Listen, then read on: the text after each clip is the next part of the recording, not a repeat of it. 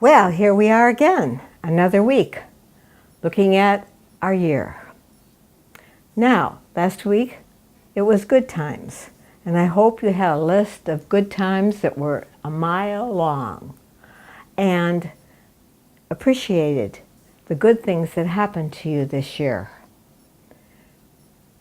Now, we are going to go further, and here's the 7 steps once again, just to let you know, these are the steps we are going to be taking to release the year. And we've covered thank you, gratitude, we've covered the good times. And now, guess what? We're at hopes and dreams. Hopes and dreams and difficulties and disappointments. I'm going to cover both of those right now because so many times our hopes and dreams turn into disappointments and difficulties. I have found this for myself. I've found it with students that I've helped, that these are very interconnected, our hopes and dreams and our difficulties. Because sometimes our hopes and dreams end up to be the disappointments and the difficulties that we've had to face this year. We talked about that last week. The good times sometimes drifts into not so hot times. Well, our hopes and dreams are kind of in the same category because our hopes are the things in our heart that we hoped would happen. We make our list of the things that we want to have. You know, don't you do your New Year's resolution of the things that you want to accomplish in the next year? I remember always putting together my goals, and they always were perfect for the first 10 days. And then pretty soon they sifted out, and I wasn't quite doing what I thought I would be doing because I gave myself too many goals. Too many goals. I'm going to lose 20 pounds, I'm going to get a new car, I'm going to have a new house, I'm going to buy a stereo system. Oh, these are all the things I'm going to do. And I am going to exercise every day for 2 hours and walk for an hour and a half every morning. And I'm going to get up and meditate. Hopes and dreams that I had last year. Woo! What did you put on your list for your goals for last year that you're having to look at this year and seeing, oh, that was nice. That was smart, but wow. I'm going to write down the same goals next year. You know what I found out? I began to have one goal, one desire. One desire was in my heart, and that one desire was to know myself in God. To know myself in God. I wanted that to be my only purpose. My only purpose in life was to know myself in God. It took me a long time and many incarnations to come up with that one, but it was serious and I meant it. I must know myself in God. That was my desire. It became my song. It became my mantra. It became the thing that motivated me. It became the thing that I was passionate about. Know myself in God. Move out of the humanhood into the Godhood. God consciousness rather than human consciousness. That was my goal and has been as I've moved through many phases of that. Because there's so many phases of moving out of humanhood into God realization and Godhood. And it's just not a flip of the coin. It's just not the desire, but that desire has to have punch. It has to have a lot of energy behind it to become your goal, to become the thing that everything else hinges on. To know yourself in God. If you know yourself in God, then you're saying to the universe, I want to know who I truly am. I don't want to buy the cookie that I'm Jane Hart, living in this body, at this age, in a limited consciousness. No, no, no. I demanded. I said, God, I want you to teach me about you. Take me into whatever needs to be taken into to find out more about who I am in you. I insist. I am passionate about it, and I will not veer one way or another. I have one goal. I don't have 26 goals. I have one goal, and I will meditate every morning. I will do that which is mine to do in order to make it happen for me. That was my desire 35 years ago. I remember the passion that I had that day, that I wanted it, and I said, don't fulfill any other desires. I want you, God. I want to know you. I want to experience you. I want to understand how you think, God. I want to be God. I want to live God. I want to breathe God. I want to move in the universal consciousness of God consciousness. Help me to do it. Help me, help me, help me. And I remember that day, as I'm talking to you right now, I was passionate about it. As you can see, I'm still passionate about it. And now as I move into more God awareness, God beingness, I understand a lot more than I did that 35 years ago. That little girl that wanted that desire that she wasn't even sure what she was asking for. I think I have educated you, my students, those who have been connecting with me, that this is the most important desire that your soul has ever made. And a lot of you have never even thought about making that kind of desire. It's never come to you. It's been, I want a new car, I want a new house, I want a better relationship, I. You end up giving up the I's of yourself to one, the ultimate I. The ultimate I am presence. I am the I am seeking I am. I own it. And I'm growing in understanding of it as I speak to you right now. Have I made it all the way? I think there's a lot of levels out there.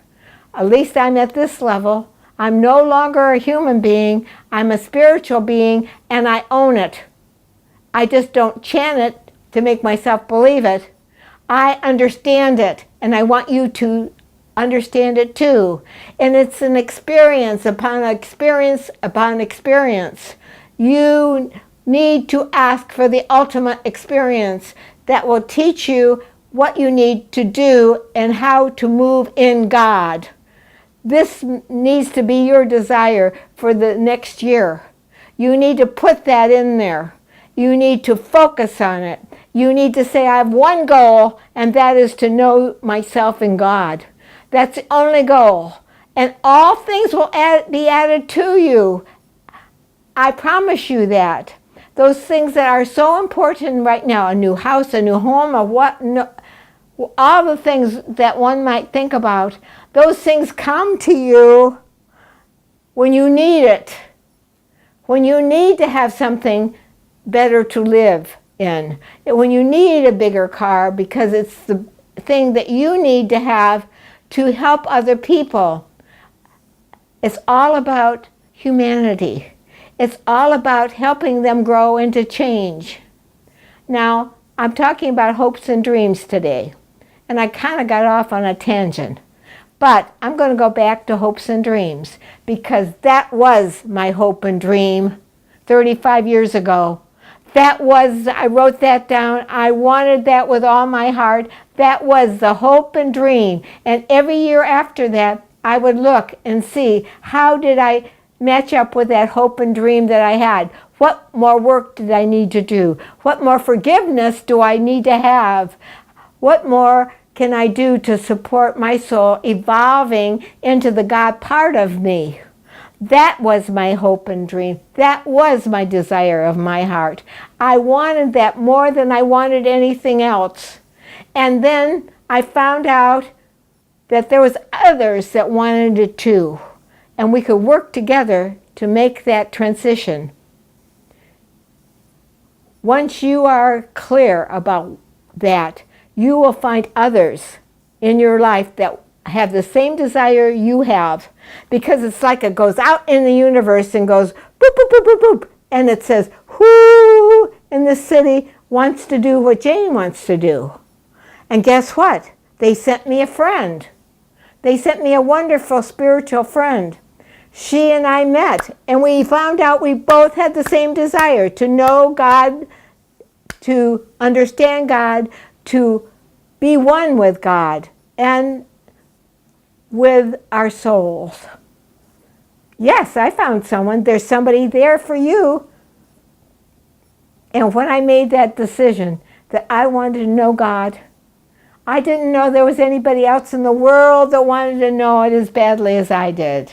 Guess what? I found somebody out there that was crying out into the heavens saying, I want to know God. Who? Jane wants to know. This wonderful person over here wants to know. Let's put them together and let them help each other. And I had a support person. You have a support person. I'm here for you. Don't waste my time. Do what you need to do for yourself. Make your goal worthy of who you are. Make your goal high enough and lofty enough. I need to know God. I want to know God. I want to serve God. I want to do whatever is necessary. And believe me, you better ask for courage. You better ask for courage to do it, because it's going to poke at you and move you around and stretch your possibilities in ways you have no idea, but you have a strength within you. The whole universe comes to your rescue. It's true, it comes to your rescue. I didn't know that when I asked that simple little question from a little girl that was just young, 32, 33. She wanted to know God. She asked and begged to know God. And it started opening up and opening up and opening up. And somebody heard me because I was passionate about it. What kind of goal do you have for next year? I hope I've talked you into at least putting this down as something you might want to do, along with the house or the car and the relationship or whatever it is. Those things come from the major goal. Everything comes from your major goal. Your major goal and everything, the teacher will come, the friends will come, the support system will come.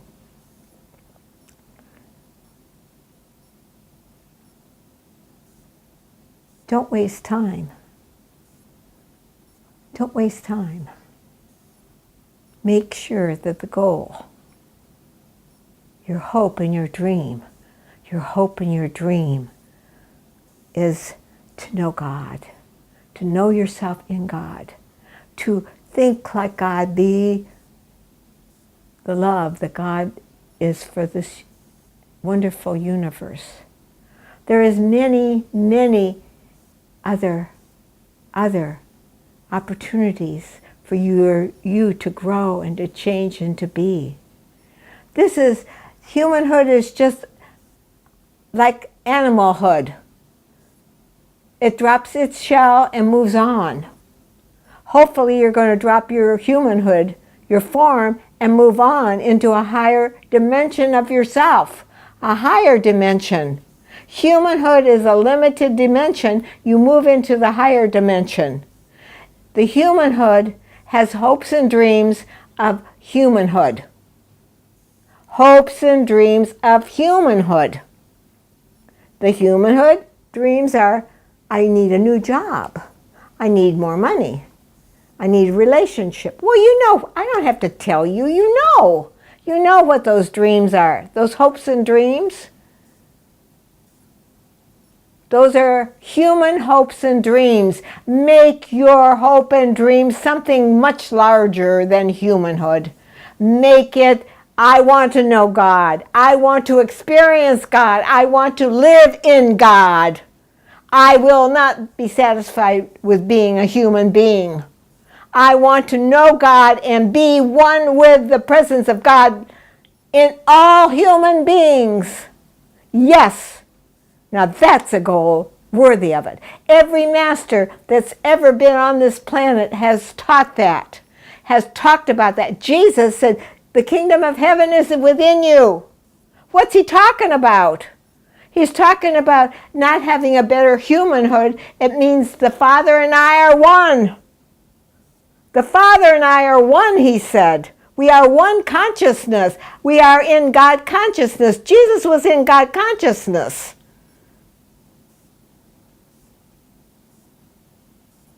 This is your opportunity to get straight with yourself. To look at yourself and say, is this worthy of me? Is she crazy? I don't want to listen to her anymore. And if you feel that way, that's quite all right with me. That means that your soul still wants to have more experiences in humanhood. And that's okay. You can have as many experiences as you want because you have free will. Eventually, you will come to the fact that the only satisfying desire of your heart is to know God. Why did God put desires in you anyway? Why? Because eventually, maybe, you would desire the ultimate desire.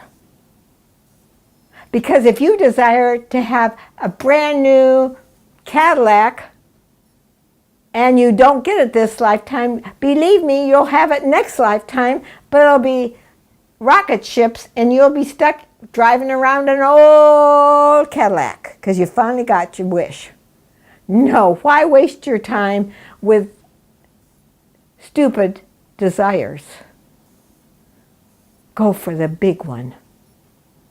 My hope and my dream was to know God. What is your hope and dream? What was your hope and dream this year? Did you have a desire to know God? How did that work for you? I hope you desired it. You know, I've been talking about this for years and years and years.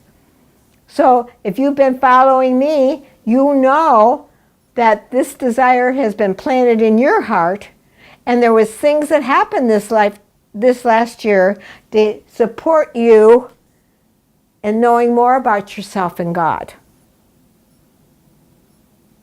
Yes, indeed. And if you've never desired this, desire it. See what happens. It can't be a 50-50 desire. It has to be a 99.9 desire. That's what speaks to the universe. Oh, this soul called Jane Hart this lifetime, she's got this body and her name is Jane Hart, but that's not her real name. Her real name is Infinite. She is infinite, but she thinks she's Jane Hart. She thinks she's this body. She's not this body. She's been in many, many bodies before.